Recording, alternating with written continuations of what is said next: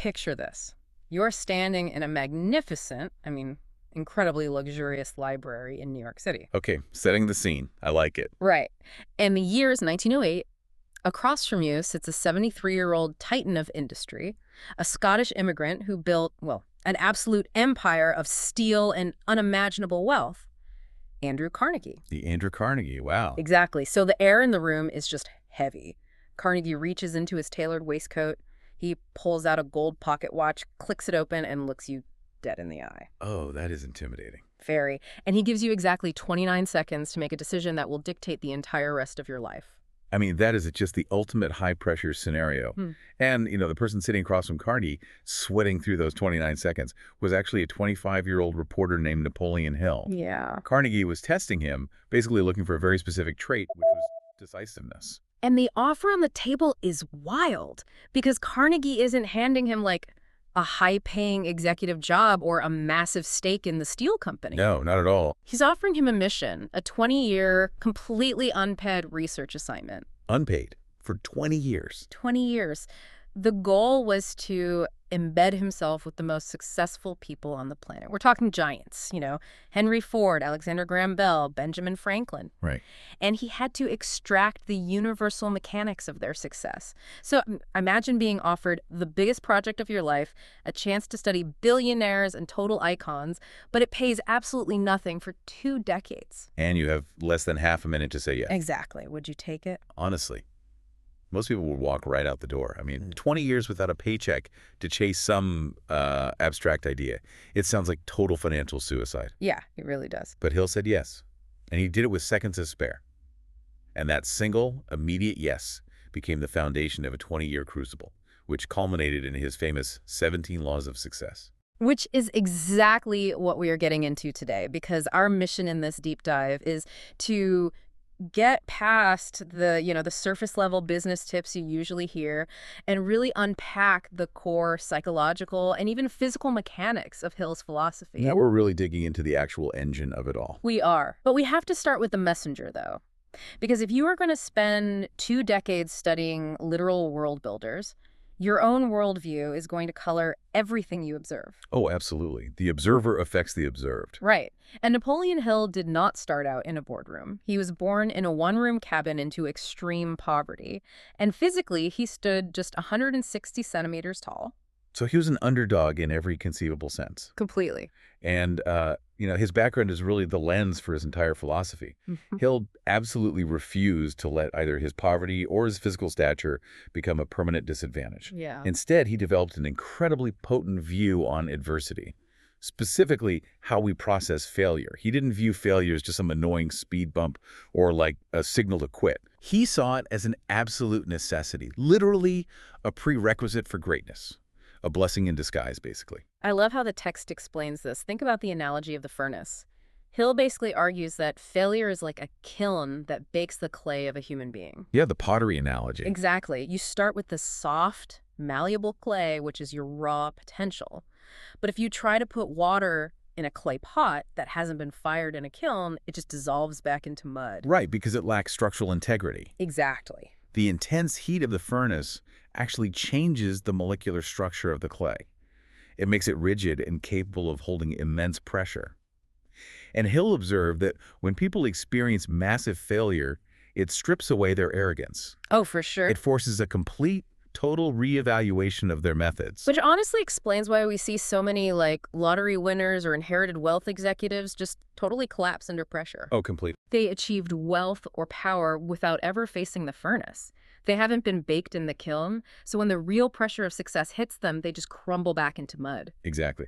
The failure mechanism is what actually builds the capacity to handle success. But, acknowledging that failure is necessary, it doesn't explain what actually drives a person to step into that furnace in the first place. Right, you need a push. You need an engine. And this brings us to what Hill identified as the basic drivers of human behavior, or the basic motives of action. The 8 basic drivers. Right, and we all know the fundamental desires, the desire for self-preservation, sexual desire, financial gain. There's also the desire for life after death, the desire for fame and power, and of course, love. Yeah, those are the big ones. But what's fascinating isn't just that these drivers exist, but the psychological mechanism of how they operate when they are pushed to the absolute limit. They essentially act as an evolutionary override. How? Well, Hill points out what happens in extreme situations. Like, imagine an emergency where you are suddenly face to face with death. That triggers the deepest driver of all, which is self-preservation. Right, pure survival mode. Exactly. And in a fraction of a second, that driver bypasses your baseline consciousness and activates hidden mental and physical capabilities. Oh, like when you hear those wild stories of an ordinary person suddenly having the strength to lift a car off a trapped child, Yes. or experiencing intense mental clarity to navigate a burning building. It's like time slows down. The driver turns the ordinary into the extraordinary by unlocking reserves we usually just can't access. Right. It taps into something primal. And this is a big, but if you look at a drive like the desire for financial gain or the desire for power, that's not inherently productive on its own. Oh, wait. Are these drivers always a force for good, or can they become destructive if left completely unguided? They can be incredibly destructive. Unchecked, the desire for financial gain is just pure greed. Yeah, that makes sense. Tapping into these raw evolutionary drives could just as easily create a monster, Hmm. you know? Unfocused passion or undirected ambition, that isn't a strategy, it's just chaos. It's like building a massive steam locomotive. Yeah. If you just shovel coal into a fire and let the steam build up without a boiler or a track to guide it, you haven't created transportation. You've created a bomb. A literal bomb, yeah. The energy just explodes outward and destroys everything around it. And I think Hill compares this undirected energy to the erratic behavior of bad boys, right? It's just wasted destructive force. Exactly. The true power of these drivers is only realized when they're aggressively harnessed by a clear, definite purpose. Yeah. You have to consciously take that raw, primal energy, whether it's the desire for wealth or the desire for fame, and channel it into a specific constructive goal. So assuming you've done that, you've survived the furnace of failure, your clay is hardened, and you've taken your raw evolutionary drivers and focused them onto a single track. Right. You are now a highly capable individual, but there's a hard limit on what one engine can achieve, isn't there? To break past that limit, you have to link engines. Which leads us perfectly into Hill's most famous and, to be honest, perhaps most misunderstood concept. The mastermind. The mastermind, yes. We hear mastermind thrown around constantly today. Like someone starts a group chat or a weekly Zoom call with a few entrepreneurs and they call it a mastermind. Right, it's become a huge buzzword. But Hill's definition is significantly more rigorous than just casual networking, isn't it? Oh, it is entirely different. Hill defines the mastermind strictly as the perfect harmony of two or more minds working toward a definite purpose. Perfect harmony. Yes, it requires a literal merging of mental energies. It's not just swapping business cards. Wait, okay. Whenever I hear perfect harmony of minds, my immediate thought is an echo chamber. Ah, I see where you're going with that.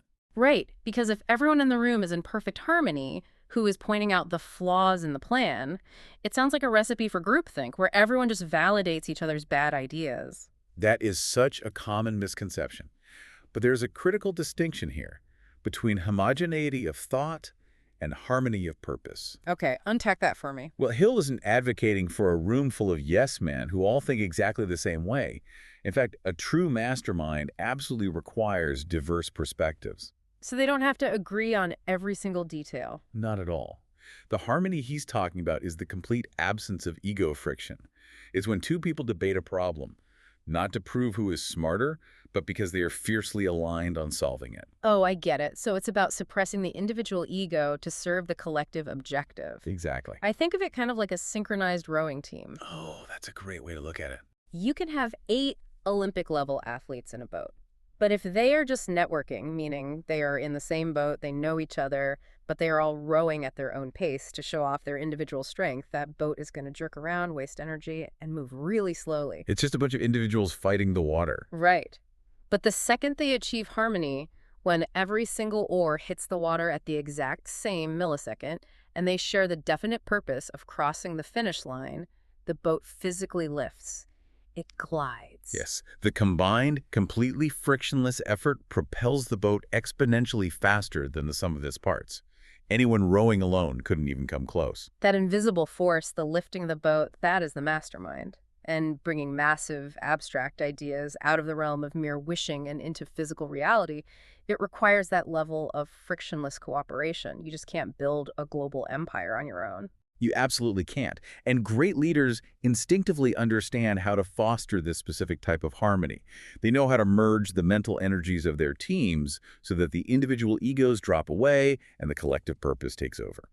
Okay, so if the mastermind is about linking engines, Hill's next logical leap is exploring how those linked engines actually alter the world around them. Yes. And this transitions us into the most unusual, esoteric part of his philosophy. He dives into what he considers the literal physical mechanics of success. Yeah, this is where Hill branches into territory that really forces us to look at the scientific context of his era. It gets a bit wild. It does. He posits that thoughts are not just invisible, ephemeral concepts. He argues that thoughts are actual physical vibrations, operating on a spectrum similar to sound or light. Okay, we have to pause here because looking at this from a modern perspective, his claim that thoughts vibrate, what was it? He said they vibrate up to incredibly high frequencies. Like, sound vibrates up to 32,000 times per second, and then at 40,000 vibrations it becomes silence and is felt as touch, and even higher it becomes heat and light. Right. So his claim that thoughts are vibrating at these frequencies and traveling through some invisible ether, it sounds like early 20th century pseudoscience to us now. It totally does. But you really have to put yourself in 1908. True. Guglielmo Marconi had just sent a wireless radio transmission across the Atlantic a few years prior. The very idea of invisible waves carrying information through the air of the radio was the absolute bleeding edge of theoretical physics. It must have felt like magic made real. Exactly. Hill was basically borrowing the most advanced scientific framework of his day to explain a deeply psychological phenomenon.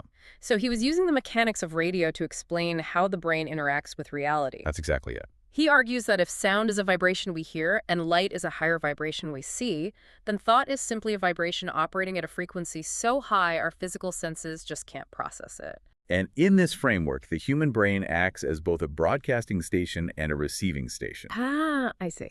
Because your thoughts are physical vibrations, they follow the physical laws of magnetism, like attracts like. Constructive, focused thoughts physically attract the necessary people, circumstances, and opportunities to realize those thoughts. So he's basically arguing our brains are broadcasting a physical frequency into the universe.